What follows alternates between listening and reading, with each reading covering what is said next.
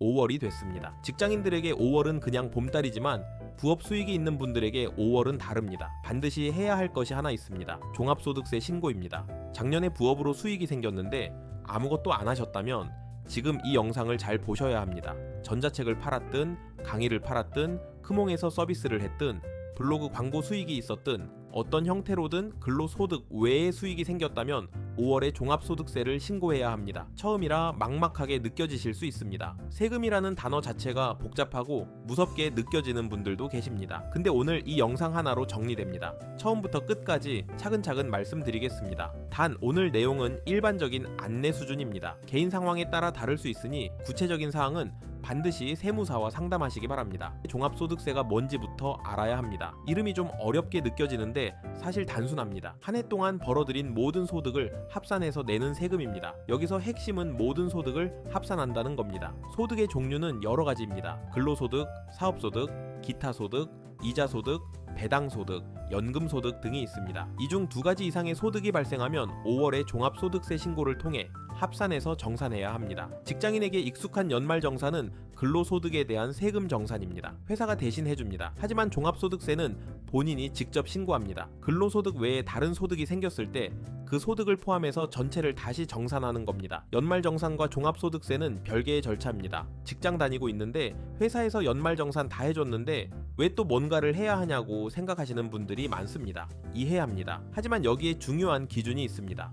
근로소득 외에 다른 소득이 연간 일정 금액을 초과하면 종합소득세 신고 의무가 생깁니다. 기타 소득의 경우 연간 300만 원을 초과하면 신고 대상이 됩니다. 사업소득은 금액과 관계없이 신고 대상입니다. 전자책 판매, 온라인 강의, 프리랜서 수익, 블로그 광고 수익 등은 대부분 사업소득이나 기타 소득으로 분류됩니다. 즉 작년에 부업으로 단 한 번이라도 수익이 생겼다면 이번 5월에 확인이 필요합니다. 회사 연말정산으로 다 끝났다고 생각하고 있다가 나중에 국세청에서 연락이 오는 경우가 실제로 있습니다. 그때 가산세까지 맞으면 처음부터 신고했을 때보다 훨씬 많은 금액을 나에게 됩니다. 신고 기간은 매년 5월 1일부터 5월 31일까지입니다. 이 기간 안에 신고하면 됩니다. 기간을 넘기면 가산세가 붙습니다. 신고 방법은 크게 2가지입니다. 첫 번째는 홈택스에서 셀프 신고입니다. 국세청 홈택스 홈페이지나 손택스 앱에서 직접 신고할 수 있습니다. 수익 금액이 단순하고 소득 종류가 많지 않은 분들은 홈택스 셀프 신고로 충분합니다. 홈택스에서 안내하는 순서대로 따라가면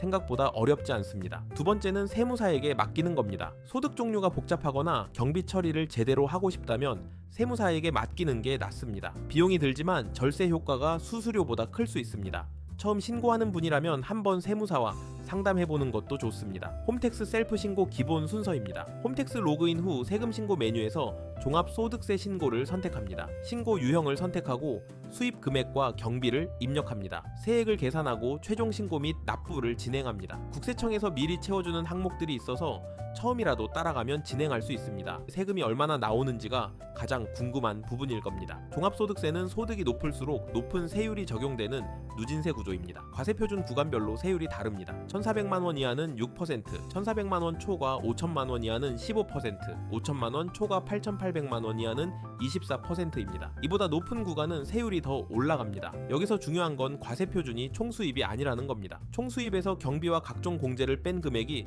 과세표준이 됩니다. 경비를 얼마나 처리하느냐에 따라 과세표준이 달라지고 내야 할 세금도 달라집니다. 예를 들어 부업 수익이 연 500만 원이라도 경비로 인정받을 수 있는 항목을 빼고 나면 실제 과세 대상 금액은 훨씬 줄어들 수 있습니다. 노트북, 통신비, 구독 서비스, 카페 이용료 등 사업과 관련된 지출을 꼼꼼하게 챙기는 것만으로도 세금 부담이 크게 줄어듭니다. 사업자가 있는 경우 경비 처리 범위가 더 넓어집니다. 처음 종합소득세를 신고하는 분들이 자주 하는 실수가 있습니다. 첫 번째는 경비 처리를 아예 안 하는 겁니다. 수익만 신고하고 관련 지출은 챙기지 않는 경우입니다. 경비를 처리하지 않으면 세금이 그만큼 더 나옵니다. 사업과 관련된 지출 내역을 평소에 챙겨두는 습관이 필요합니다. 두 번째는 신고 기간을 놓치는 겁니다. 5월 31일까지가 신고 기간입니다. 이 날짜를 놓치면 무신고 가산세가 붙습니다. 달력에 미리 표시해 두십시오. 세 번째는 일부 소득을 누락하는 겁니다. 여러 플랫폼에서 소액식 수익이 발생한 경우 일부를 빠뜨리는 경우가 있습니다. 국세청은 플랫폼에서 자동으로 신고된 지급 내역을 가지고 있습니다. 누락된 소득이 있으면 나중에 문제가 됩니다. 모든 수익 내역을 꼼꼼하게 확인하십시오. 네 번째는 신고는 했는데 납부를 안 하는 겁니다.